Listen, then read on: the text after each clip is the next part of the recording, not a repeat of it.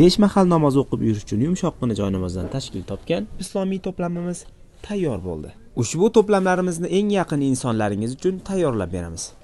Qur'on o'qish uchun oshiq qalblar uchun ham arab variantida, ham kiril variantida yozilgan Qur'on kitoblari, toshli padarchni tasbihlari, yuz va qo'l kremlari, mushki ambar, zamzam suv hamda elektron tasbihlardan tashkil topgan ushbu sovg'amiz xohlovchilar uchun Ka'ba shaklidagi maketida Jannatim onam nomli baxmal qutilarida Robbim sizni jannat bilan siylasin yozuvlari ostida namoz o'qishni o'rgatuvchi ajoyib kitoblar qo'shilgan holatda, ajoyib o'ramlarga o'ralgan holatda O'zbekiston, Rossiya hamda Qirg'iziston bo'ylab bepul yetkazib berish xizmatini tavsiya qilamiz. Quyidagi nomerlarga Telegram yoki WhatsApp orqali murojaat qiling. Yetkazib berish xizmatlarimiz mutlaqo bepul. Bismillahirrohmanirrohim. Alhamdulillahi robbil alamin. والصلاة والسلام على أشرف المرسلين وعلى آله وأصحابه أجمعين.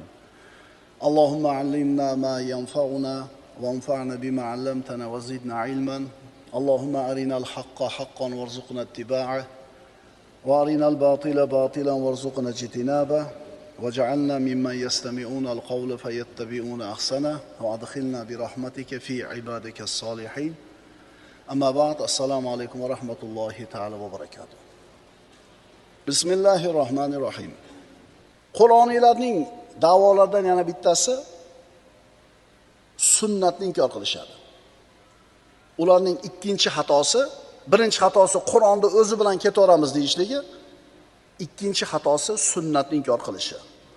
Bu g'irt fahmsizlikni, ahmoqlikni o'zi. Dinimizning birinchi asli Qur'on, ikkinchi asli sunnat. Endi sunnat kerak emas degan paytda dinning ikkinchi aslini inkor qilyapti. Bo'ladi gapi nimaga o'xshaydi aytaymi? La ilaha illalloh Muhammad Rasululloh deymizmi? Bo'ladi gapi Allohga iymon keltirishi kifoya. Muhammad alayhisalomning payg'ambarligini tan olishda kerak yo'q deganga o'xshaydi. La ilaha illalloh Muhammad Rasululloh deymiz, bular o'sha Muhammad Rasululloh kerak emas deganga o'xshaydi. Sunnatni inkor qilish bu payg'ambarni inkor qilish. Alloh taolo aytadi, astagfirullah, payg'ambarimiz haqida: "Va ma yantiqu anil hawa in huwa illa wahyun yuha." Va Muhammad alayhisalom sizga keltirayotgan Qur'onni o'z havoyi xohishi bilan so'zlamaydi. U Qur'on faqat Alloh tomonidan payg'ambarga vahiy qilinayotgan bir vahiydir. Payg'ambar sollallohu alayhi vasallam omonatdorlar. Alloh taoloning bironta so'zini buzmaydilar, bironta so'ziga xiyonat qilmaydilar, qoldirib qo'ymaydilar va bir narsa qo'shmaydilar. Dalil keyingi oyat. Astagfirullah. "Walau taqawwala alayna ba'd al-aqawil la akhadna minhu bil yamin thumma laqata'na minhu al-watin." Agar payg'ambar bizning sha'nimizga biz aytmagan ayrim so'zlarni to'qib olganida edi, albatta biz uning o'ng qo'lidan ushlagan, so'ngra albatta uning shoh tomirini uzib tashlagan bo'lar edik. Demak, mana shu oyatlardan tushunyapmizki, Muhammad alayhisalom Allohdan qanday kelgan bo'lsa, shunday yetkazganlar. Olib tashamagan, qo'shmagan, xiyonat qilmagan, unutmagan. Biz aytgan so'zni o'zgartirganida, qo'shib qo'yganida shoh tomirini uzib tashardik deyapti. Agar bu Qur'oniylar o'zlarini gapiga ergashsa, faqat Qur'on bilan yashaymiz desa ham Muhammad alayhisalomga ergashish kerak ular. Qaytaramiz, Qur'onni o'zi yetadi, faqat Qur'on bilan yashaymiz degan gapiga amal qilishsa, baribir Muhammad alayhisalomga ergashishligi kerak. Chunki Qur'onda juda ko'p oyatlarda Muhammad alayhisalomga ergashishlik haqida Alloh taolo buyruqlarni bergan. Astagfirullah. Qul in kuntum tuhibbunalloha fattabi'uni. Ayting ey Muhammad alayhisalom, agar Allohni sevsangiz, menga ergashinglar. Shunda Alloh sizlarni sevadi, gunohlaringizni mag'firat qiladi. Mana Qur'onda o'zi yetadi deyapsanmi? Shu Qur'onda Alloh Muhammad alayhisalomga ergash deyapti. Keyingi oyat. Astagfirullah. Qul ati'ulloha var rasul fa in tawallaw fa innalloha la yuhibbul kafirin. Yuqoridagi oyatning davomi. Ayting, Alloh va payg'ambarga itoat qilingiz. Agar yuz o'girsalar, bas albatta Alloh bunday kofirlarni sevmas. Allohga va payg'ambarga itoat qiling. Tushunarlimi? Payg'ambarga itoat qilmayman degan odamni Alloh taolo kofir deb aytayapti. Ikkala oyatda ham payg'ambarimiz sollallohu alayhi vasallamga ergashishlikka buyurilyapti. Muhammad alayhisalomga ergashmagan odamni dinsiz deyapti bu oyat. Muhammad alayhisalomga ergashishlik, itoat qilishlik iymonning sharti. Bunga o'xshagan oyatlarni keltirsak bo'ladi. Payg'ambarimiz aytadilar: "Ala inni utitul kitaba va mithlahu ma'ahu." Mana endi Muhammad alayhisalomga ergashishligimiz kerakligiga hadisdan dalillar. Rasululloh aytadilar: "Ogoh bo'linglar, menga kitob va unga o'xshash ham birga berildi. Menda Qur'on bor va yana Qur'oncha ilm bor." Yana bir rivoyatda ala inni utitul Qur'ana va mithlahu ma'ahu dedilar. Ogoh bo'linglar, menga Qur'on va unga o'xshash yana bir narsa berildi. Qur'oniylarning eng ko'zga ko'ringan birinchi xatosi payg'ambarga ergashishlik kerak emas, sunnat kerak emas, Qur'on o'zi yetadi deydi. Mana shunday toifalarning chiqishligini payg'ambarimiz bizga xabarini 1400 yil burun aytib berib qo'ygan ekanlar. Mana hadisni o'qib beraman, xuddi payg'ambarimiz ularni ko'rib turgandek aytib berganlar bu hadislarini. Bu hadis Imom Ahmaddan, Ibn Mojadan Rasululloh aytadilar: "Yushiku an yaquda ar-rajul muttakiyan ala arikatihi yuhaddathu bi hadithin min hadithi fayaqul baynana va baynakum kitabulloh." Rasululloh aytibdilar, yaqin orada bir kishi o'zining o'rindig'ida yonboshlab o'tirib olib, mening hadisim haqida gap kelsa aytadiki, oramizda Allohning kitobi bor. Fama wajadna fihi min halalin istahlalnahu va ma wajadna fihi min haromin harramnahu. Payg'ambarimiz aytayaptilar, yaqinda shunaqa odamlar chiqadi, o'rindig'iga yonboshlab olib, Muhammad alayhisalomning hadis haqida gap kelsa aytadiki, oramizda Allohning kitobi bor. Shuni o'zi yetadi. Unda nimani halol deb topsak, halol deb qabul qilamiz, nimani harom deb topsak, harom deb hisoblaymiz. Deydi deb payg'ambarimiz 1400 yil burun aytib qo'ydilar. Yonboshlab olib, hadis haqida gap kelsa, hadisni nima qilasizlar? Qur'on turibdi, yetadi. Qur'on nimani halol degan bo'lsa, halol deymiz, nimani harom degan bo'lsa, harom deymiz deb aytadi deyaptilar Rasululloh. Hadis davomini o'qiymiz. Ala va innama harrama Rasulullohi mislama harramalloh. Ogoh bo'linglar deyapti payg'ambarimiz. Mana shu odamlarning chiqishligini aytib turib aytayaptilarki, ogoh bo'linglar. Rasulullohning harom qilgani ham xuddi Allohning harom qilganidek. Alloh nimani harom qilgan bo'lsa harom, Muhammad alayhisalom nimani harom qilgan bo'lsa shunday harom u ham. Ba'zi bir narsalar oyat bilan harom bo'lgan, ba'zi bir narsalar payg'ambarimizning hadisi bilan harom bo'lgan. Muhammad Mustafa sallallohu alayhi vasallamga itoat qilishdan bosh tortgan odam jannatga kirmaydi. Rasululloh aytadilar: "Kullu ummati yadkhulunal jannata illa man aba." Ummatimning bosh tortganlaridan tashqari hammasi jannatga kiradi. Qalu ya Rasululloh, man yaba?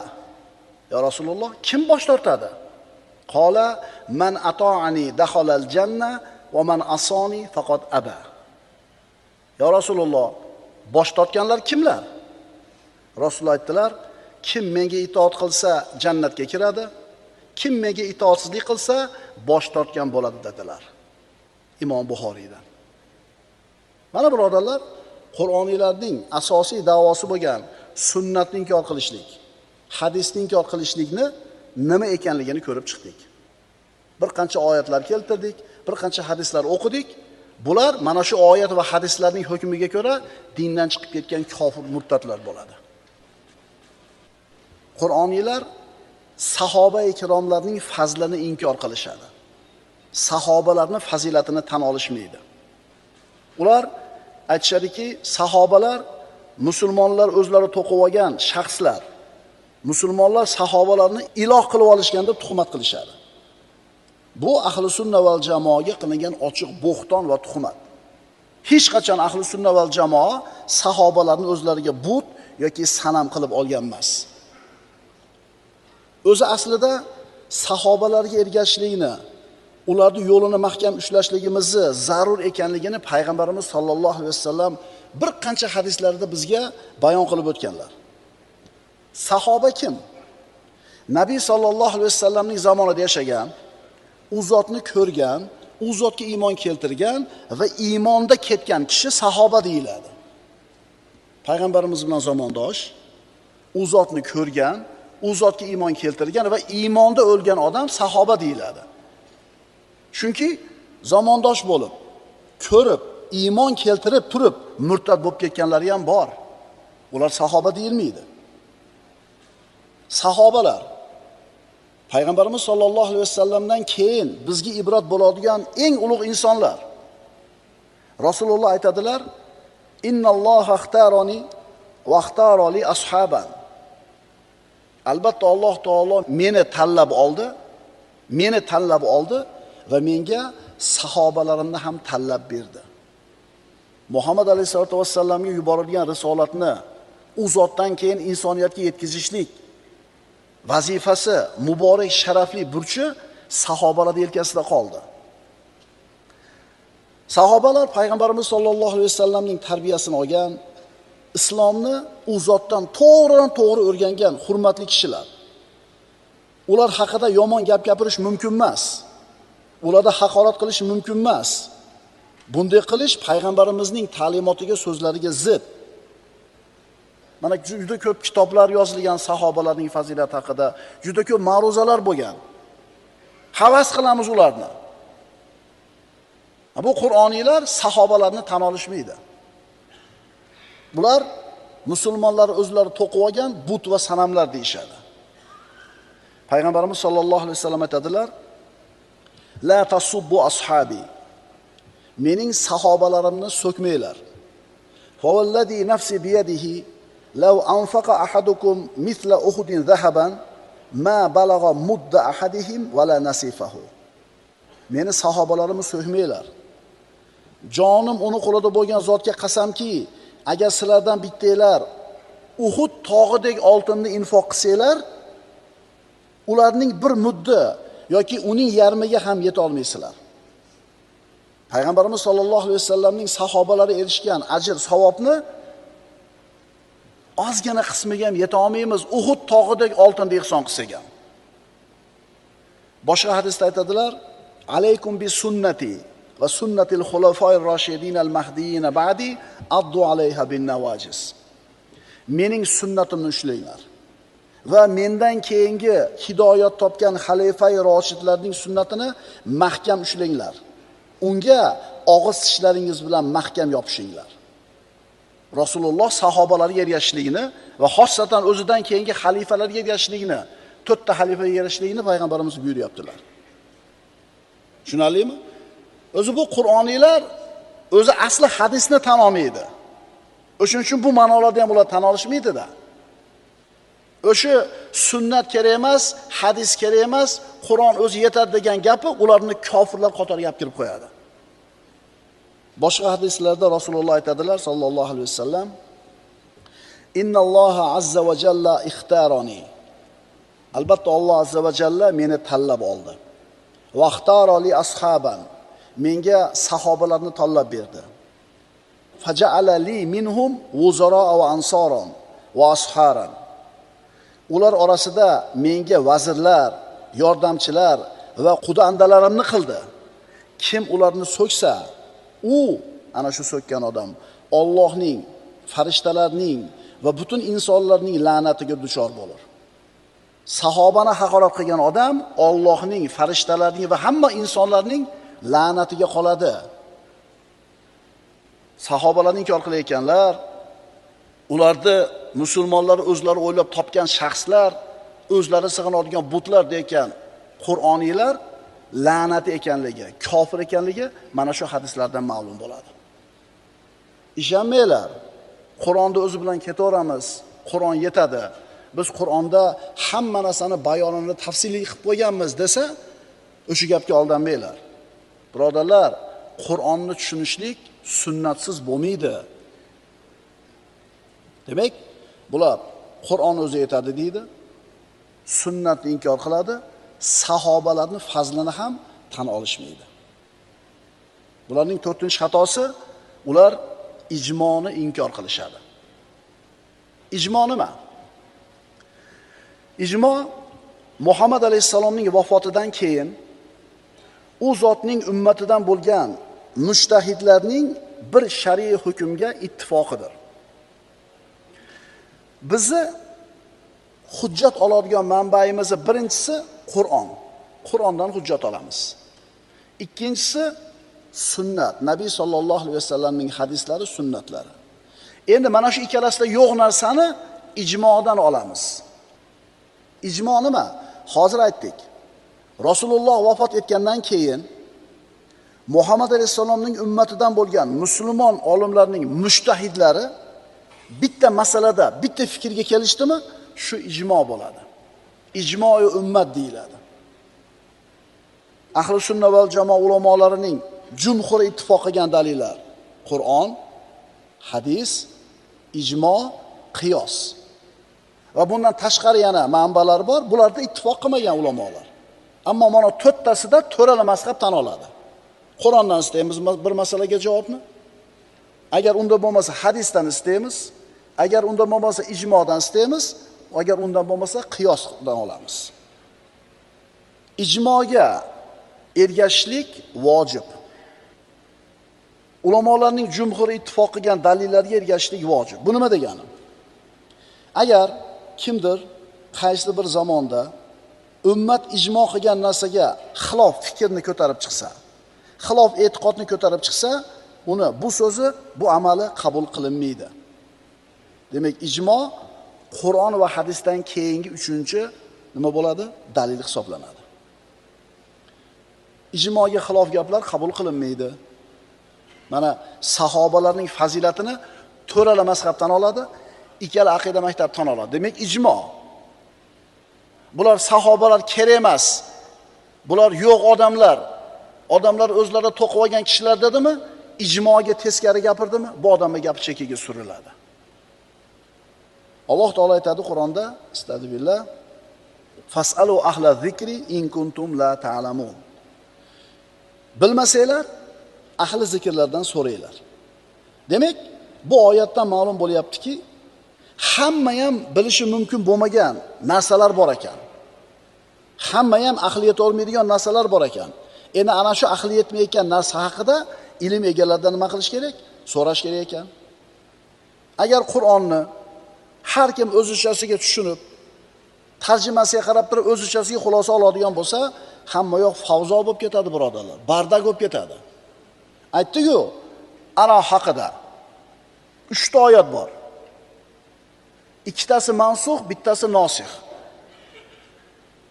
Sizdan ey Muhammad alayhisalom aroq haqida so'rashadi. Ayting, aroqda odamlarga foyda ham bor, zarar ham bor, zarari ko'proq. Bu Madinaning avvalida, hijratning avval davrida. Uhud g'azotiga kelganda 2 yil 3 yil o'tgandan keyin ey mu'minlar, namozga mast holatda yaqinlashmanglar. Bu Uhud g'azotidan oldin yoki keyin 3-4-yilda. Mana shu ikkala oyatni o'qib turib, Qur'onni o'zidanla xulosa qilaman degan odam nima deydi? To'xta. Namoz o'qib turib arag'isi ham bo'ladi degan gap chiqyapti bu yerda. Deydi-da, demak xuftondan keyin issa bo'laverar ekan. Ey mu'minlar, namozga mast holatda yaqinlashmanglar, toki nima deyotganinglarni bilib turinglar namozda. Desa, demak ichsam ham namozda turib nima deyotganimni tushunsam, demak bo'laverar ekan degan xulosa chiqadimi? Chiqadi-da. Lekin aroq haqidagi 3 oyatni bilgan mujtahid olim aytadiki, 3-oyat mana bu birinchi 2 ta oyatni hukmini bekor qildi deydi. Qur'onni o'zi yetadi va hadisni o'zi yetadi deyotganlarda xatosi ham xuddi shu edi. Oyatni hadis sharhlaydi, hadisni mazhab sharhlaydi. Tushuninglar. Bu mazhab haqida ham aytib o'tib ketishimiz kerak. Qur'on bilan hadis yetadi deyotganlarning gapi ham chiroyli gap, lekin xato gap. Chunki hadisda ham, Qur'onda ham samolyot haqida gap yo'q. Konditsioner haqida gap yo'q. yo'l harakat qoidasi haqida, pravila дорожного движения gap yo'q. Qur'on bilan hadis yetadi degan gap chiroyli gap, lekin xato gap bu. Qanaqa qilib tushuntirasiz mashinani hadis bilan, Qur'on bilan? Axir yo'q u. Shuning uchun aytyapmiz mazhab kerak deb. 3-oyatda Alloh taolo bu ana shu Makka fathiga yaqin bo'lgan davrda, vallohu alam, albatta aroq, qimor, cho'plar bilan fol otishlik shaytonning amallaridan bo'lgan najosat, bas undan uzoq bo'linglar dedi. Shu 3-oyat avvalgi 2 oyatni bekor qilib tashlaydi hukmini. Ha, bu ikkala oyat o'qisak, har bitta harfiga 10 tadan savob olaveramiz. Qur'onning oyatlari, ammo hukmi ishlamaydi. 3-oyat bekor qildi.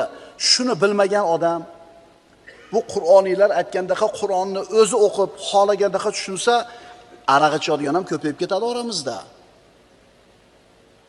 Islomni islom bilan yo'q qilishlik uslubini qo'llayapti-da dinimizning dushmanlari. Musulmonni qo'li bilan yanchyapti. Dinni noto'g'ri targ'ib qilish bilan, oyat hadisni noto'g'ri talqin qilish bilan. Tushuninglar, Qur'onni o'zi bilan ketaman deyishlik ochiq zalolat. Qur'on va hadisni o'zi yetadi, boshqa narsa kerak emas deyishlik ham aniq adashishlik. Hozir aytdik-ku, zamonimizda chiqqan yangi masalalarga Qur'on bilan hadisda javob yo'q. Primoy tekstida javob yo'q. Lekin ana shu Qur'on va hadisning ilmidan ulamolar ishlab chiqqan qoidalar majmuasi bor. Shu qoidalarga solamiz, yana necha ming yil bor insoniyat. Yangi chiqqan masalalarga shu qoidalar asosida javob berilaveradi. Bizi birinchi dalilimiz Qur'on, ikkinchisi sunnat, uchinchisi ijmo, to'rtinchisi qiyos. Mana shu 4 ta dalil to'rala mazhabda bir ittifoq qabul qilingan. Undan tashqari yana saddu zaroyi, urf, masolihul mursala degan qoidalar bor. Mana shu dalil olinadigan manbalar. Bular to'rala mazhab o'rtasida ittifoq qilinmagan, shuning uchun 4 tasiga aytiladi. Mana shu ijmoning hujjat ekanligiga Qur'onning ushbu oyati dalil bo'ladi. Astagfirullah. Wa man yushaqiqir rasula min ba'di ma tabayyana lahul huda wa yattabi' ghayra sabilil mu'minin nuwallihi ma tawalla va nuslihi jahannam va sa'at masira. Niso surasi. Kim haq yo'lni aniq bilganidan keyin payg'ambarga xilof ish qilsa va mu'minlarning yo'llaridan boshqa yo'lga ergashib ketsa, biz uni ketganicha qo'yib beramiz, so'ngra jahannamga dohil qilamiz. Naqadar yomon joydir u. Ya'ni haq ma'lum bo'lgandan keyin, haq ayon bo'lganidan keyin payg'ambarga teskari ish qilsa kim va musulmonlarning yo'llaridan boshqa yo'lga ergashib ketsa, mana shu ijmoiy ummat, to'rala mazhab 1000 yildan ortdi, 1200 yildan ortdi.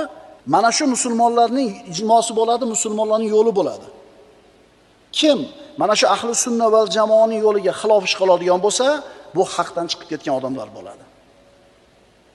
Qaranglar, mana shu oyatda mu'minlarning yo'llaridan boshqa yo'lga ergashib ketsa, ummat 1200 yildan beri ikkala aqida maktabini to'g'ri, to'rala fiqhiy mazhabni to'g'ri deb kelyapti. Mana shu ummatning yo'li. Mana shundan kim chiqib ketsa, Alloh taolo uni ketgan joygacha qo'yib qo'yamiz, keyin jahannamga kiritamiz deyapti. Bu ummat zalolat ustida jamlanmaydi. Ummat bir masalada bir fikrga keldi, ijmoga keldimi, demak shu narsa to'g'ri. Dalil payg'ambarimiz aytadilar: "Sa'altu robbi an la tajtami'a ummati ala dalalatin fa'ataniha." Imom Ahmad rivoyatda. Robbimdan ummatim zalolatda jamlanmasligini so'radim, uni menga ato qildi. Xato ishni ustida ummatim birlashmasin deb so'radim, Alloh berdi.